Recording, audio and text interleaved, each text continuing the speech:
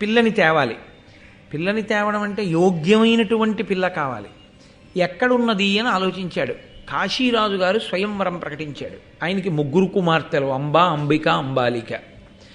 ఇప్పుడు ఈ అంబా, అంబిక, అంబాలిక 3 సౌందర్యరాశులు, 3 యోగ్యమైనటువంటి కుటుంబమునందు జన్మించిన వారు కాబట్టి అన్ని విధాలా తన తమ్ముడికి తగినటువంటి భార్యలు. ఇది భీష్ముడి దృష్టికోణం. అటువంటి భార్యలు నాకుండాలని చెప్పి స్వయంవరంలో వాళ్ళు తన మెడలో దండ వేసేటట్టుగా ఉండవలసినంత ప్రతిభ విచిత్ర వీర్యుడికి ఉందా అంటే చెప్పడం కష్టం. కష్టమేమీ లేదని చెప్పవలసి ఉంటుంది. కాబట్టే అసలు స్వయంవరానికి వెళ్ళనే లేదు విచిత్ర వీర్యుడు. ఎవరెళ్ళారు? భీష్ముడు వెళ్ళాడు. ఎందుకు భీష్ముడికి స్వయంవరం? ఆయన పెళ్లి చేసుకోడుగా, నిత్య బ్రహ్మచారిగా. మరి ఆయనకి ఎందుకు స్వయంవరం అంటే తాను వెళ్ళి పిల్లని గెలిచి తెస్తే తమ్ముడికి ఇచ్చి పెళ్లి చేస్తాడు. మళ్ళీ ఇక్కడ ఒక పెద్ద ధర్మ సంక్లిష్టం. అలా చెప్పకుండా పట్టుకొస్తే స్వయంవరంలో వాళ్ళ పరాక్రమం తీసుకురావచ్చు క్షత్రియులు రాక్షస వివాహం అని.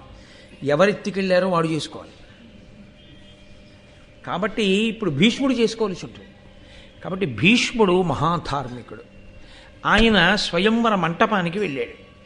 వెళ్ళి అక్కడ ఆ కాశీరాజుని చూసి, దేశంలో ఉన్న రాజులందరూ వచ్చారు యోగ్యులైనటువంటి స్త్రీలు కాబట్టి, వారు మనకి దండ వేస్తే మనకి భార్యాస్థానంలో ఉంటే వంశం పరిఢవిల్లుతుందని.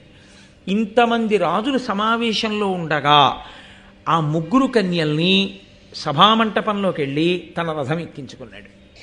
ఎక్కించుకుని కాశీరాజు వంక చూసి సభామధ్యంలో ఒక మాట చెప్పాడు.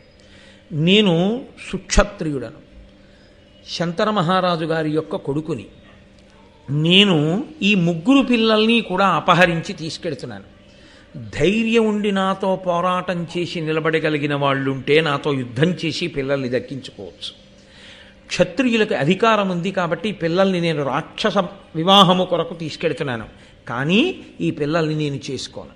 నేను మిమ్మల్ని అందరినీ ఓడించినా వీళ్ళని నా తమ్ముడి కొరకు తీసుకెడుతున్నాను. నా తమ్ముడికి ఇచ్చి వివాహం చేస్తాను అని ప్రకటన చేశాడు సభలో. ఈ ప్రకటన చెయ్యగానే నా ఎనుజునకు వివాహము సేయగా కన్యాత్రయంబు చేకొని బలిమింపోయదా అడ్డంబగువా రాయత భుజిశక్తి అడ్డమగు ఆజిమొనన్. యుద్ధంలో ఎవరైనా నన్ను ఎదుర్కొనగలిగిన వాళ్ళుంటే రండి, మిమ్మల్ని ఓడించి తీసుకెడతాను. తీసుకెళ్ళేది నా ఎనుజునకు వివాహము సేయగా, నా తమ్ముడికి ఇచ్చి పెళ్లి చేస్తాను. మొత్తం రాజులందరూ ఇదేమిటిది, తన తమ్ముడి కోసం పట్టుకెళ్ళిపోతుంటే మనం ఇంత చేతకాని వాళ్ళగా నించోడమా, రండి అన్నారు. ఇప్పుడు ఒకే ఒక కారణానికి రాజులందరూ ఒక ఎత్తు అయ్యారు, భీష్ముడొక్కడు ఒక ఎత్తు అయ్యాడు. ఇందులో మీరు ఒక విషయాన్ని జాగ్రత్తగా గమనించండి. విచిత్ర వీర్యుణ్ణి కూడా తీసుకునే వెళ్ళొచ్చా సభకి? భీష్ముడి ఆలోచన ఏమిటో తెలుసా అండి? ఆయన ఎంత ధర్మపరాయణుడంటే, యుద్ధంలో ఒకవేళ భీష్ముడు నిహతుడైపోయాడు అనుకోండి, ఒకవేళ భీష్ముడు పడిపోయాడు, ఆ పిల్లని అక్కడ ఉన్న వాళ్ళు ఎవరో చేసుకుంటారు. అది సంభవం కాదు, ఒక్కనాటికి జరగదు. ఎందుకు జరగదు అంటే తాను మరణించాలనుకుంటేనే మరణిస్తాడు భీష్ముడు. తండ్రి గారు వరం ఇచ్చాడుగా. విచిత్ర వీర్యుణ్ణి తీసుకెళ్ళాడు అనుకోండి, ఆ జరగరానిది ఏదో విచిత్ర వీరుడికి జరిగితే అప్పుడు ఆ పిల్లల్ని తీసుకొచ్చి ఏమిటి ప్రయోజనం? సింహాసనం తన చేత్తో తానే ఖాళీ చేశాడు. అందుకని విచిత్ర వీర్యుణ్ణి అంతఃపురంలో ఉంచి తాను వెళ్ళాడు స్వయంవరానికి. అంటే ఆయన ఎంత ఏ మాట అన్నాడో ఆ మాటకి ఎంత ప్రేమాస్పదుడై కట్టుబడ్డాడో చూడండి. ఒక అన్నగారు తండ్రి లేనటువంటి స్థితిలో తండ్రిగా నిలబడాలంటుంది ధర్మశాస్త్రం. నిజంగా తండ్రిలాగే నిలబడ్డాడు భీష్ముడు. ఆయనకి ఒకటి పెళ్ళయిందా, కానీ ఎంత పరిణతో చూడండి, ఎంత విశాల హృదయమో చూడండి మహానుభావుడిది. ఆ 3 పిల్లల్ని తీసుకుని వస్తున్నాడు. మిగిలిన రాజులందరూ ఆయన మీదకి యుద్ధానికి వచ్చారు. వారలనందర రౌద్రాకారుండై కసి మసంగి గాంగేయుడు దుర్వార పటు బాణ నిహతిని వీరాహవరంగమునకు విముఖల చేశన్.